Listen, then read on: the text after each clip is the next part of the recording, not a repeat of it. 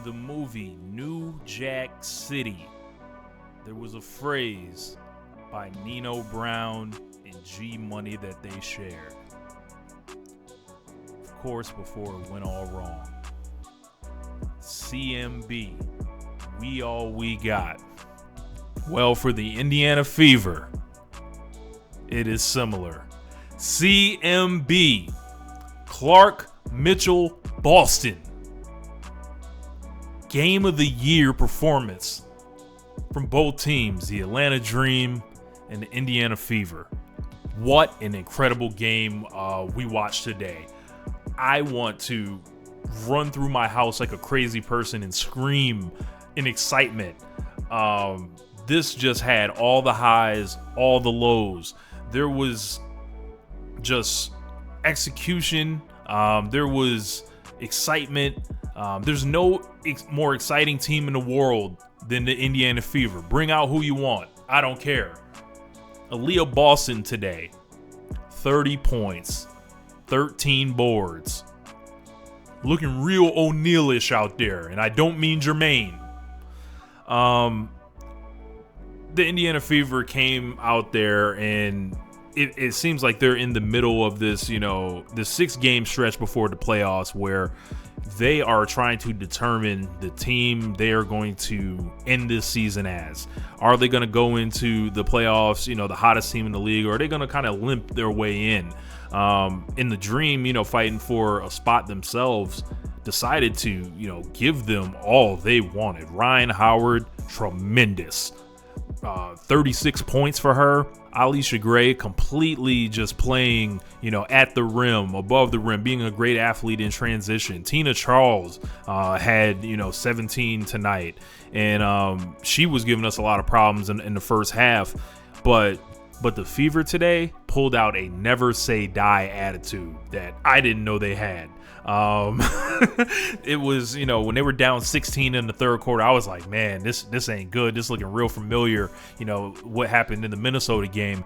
But this one, you could just see them chipping away. And it was like, if they can just cut it to 10, if they can cut it to 5 at a certain point, and they erased the lead twice. And usually it's a lot to ask a team to come all the way back once. They came all the way back, went back in the hole, came back again, and then forced it to overtime, then won on their home floor. I don't know if there's been a more impressive win for them this year, for me. And I know the Dream are, fighting for the 8th seed and all that, but at this point, these teams have all played each other multiple times. They know the matchups, they know the schemes, and Jordan Canada was giving Caitlin Clark hell all game. A whole lot of physicality and 1990s, style defense, trying with the hand checking, and she was getting called for it a little bit, not as much as I would like.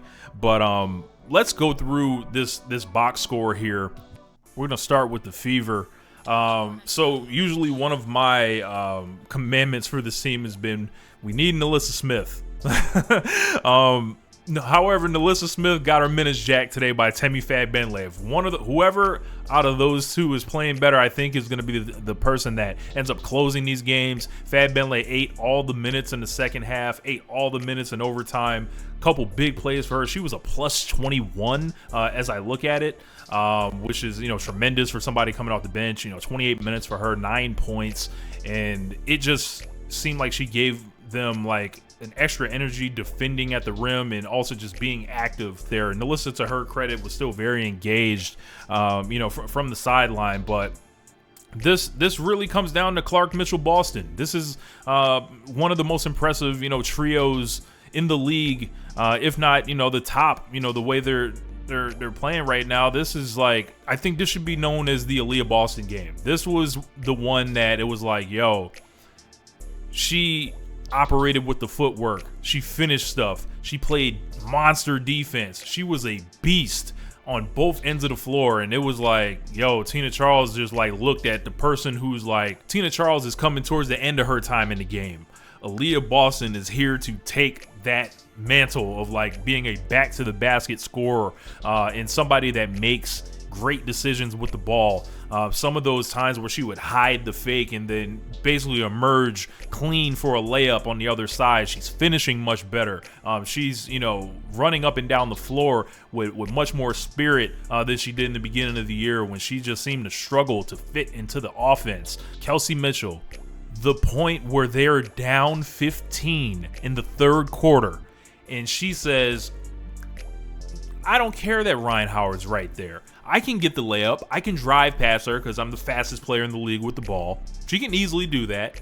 But what she did was something that she pulled up, hit, the through the legs, step back, pulls the three in transition down 15, and then over the contested, the outstretched hand, and swishes it cash. If she misses that, this entire building goes into depression. She gets yanked from the game. Anybody playing anywhere in the world gets yanked, but that's Kelsey Mitchell. She can do those kind of things. And she did kind of another one with a long two in the fourth quarter. But once Kelsey had the heart to take that shot, this team wasn't going anywhere. And Caitlin Clark, to her credit, only 7 of 17 from the field, but just even when someone's playing her, very physical, very rough, and she has it going slightly, all she needs is a little bit of daylight. If she's struggling, she'll believe in herself because shooters shoot. 45 minutes for her today. Looks like she can play another 45. 26 points, 12 assists, 5 rebounds. The latest record that I heard that she's broken today was the most 25-point, 10-assist games in WNBA history. That's right. The entire history of the league packed up inside 36 games. We were just supposed to ignore this? We were supposed to not like this or be excited by this or think this is a new, or think this isn't a new day? There are plenty of players that do this. Stop the cap! This is going to be the new GOAT of the league. This is what's happening. We are at the beginning formative stages, and we are witnessing history every time this woman steps on the floor. CMB just incredible, and the other starter, Lexi Hull, she had a tough day, but what she did was make just about every 3-pointer. She missed those free throws at the end, which I would have liked her to get, but whatever. She hit a bunch of big threes, and she put her body on the line on a bunch of key spots in the game, especially towards the end where they were looking for just a stop at the end of the game. And she had a tough matchup today with Ryan Howard, who just was unconscious throughout the whole game. I believe they said she had her career high, if I'm not mistaken. I know Aliyah Boston had her career high. She either scored either her first or second most points, being Ryan Howard, and she is cold. And the reason I think she was able to really get off on the fever like that is because she is kind of the in-between size player. She's way bigger than Lexi Hull, just as quick. Clark and Mitchell obviously couldn't guard her, and then all the bigs on the fever are too slow for her, so she was able to just operate from the 3-point line, from mid-range. Let's go down to her stats. Ryan Howard. So she was, like I said, 36 points, only 4 of 13 from 3, but it seemed like she made a lot more. She was letting it off. Jordan Canada, as I mentioned, just going to war with Caitlin Clark. I'm looking forward to seeing their battles over the years. Aliyah Gray, only 15 points, but way bigger impact on the game than the box score says. Tina Charles, as I mentioned, a smooth double-double for her, 17 and 12. And, what I saw from the Dream was just a team with a lot of heart. They were able to walk into the craziest home arena in the league, by far the most fans. All their games are, it's a party atmosphere, and they were keeping that building quiet for a whole lot of this afternoon. And, they had me just pulling my hair out, begging the Fever to defend the 3-point line in the first half and into the third quarter. I was like, will someone just stand near the line, please? And I thought this was gonna be another L. I thought people were not gonna come watch the post game videos here, but this team, even when they gave up those 2 leads, they still played tough and executed towards the end. But at the end of the day, you're gonna see people like Aliyah Boston and Caitlin Clark, and Caitlin Clark's not gonna miss any free throws. Kelsey Mitchell is gonna be unconscious, not care about time and score. She's gonna play the exact same way.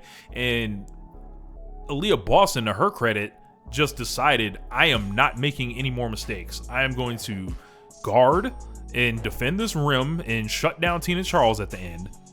And then she's gonna be posting up people with the drop steps. She's going to be using ball fakes. She's going to get wide open lanes, to the rim. And this was really a statement game for Aliyah Boston, who, had to hit the bow after the game. And this was the game of the year for me. I was so excited watching this, and I feel like we are watching a historical run. This feels like a movie can be made about this season. This feels like they are still the most dangerous team going into the playoffs, going to 19-17 on the season. This game just brought me every emotion. Just wanted them to win so bad and protect that home court and keep that momentum. But the Dream, you got to look at their best players and think they are going to be around a while, because they're a young team as well. So let's take a look at this right here. Most games in WNBA history where both players record a 20-point double-double, 5 for Candace Parker and Nneka Ogwumike, and 3 for Caitlin Clark and Aliyah Boston already. You got to think that's going to be shattered in theirs in no time. So after this game, Caitlin Clark's official stats go to 19 a game, 19.2, 5.8 rebounds, 8.5 assists.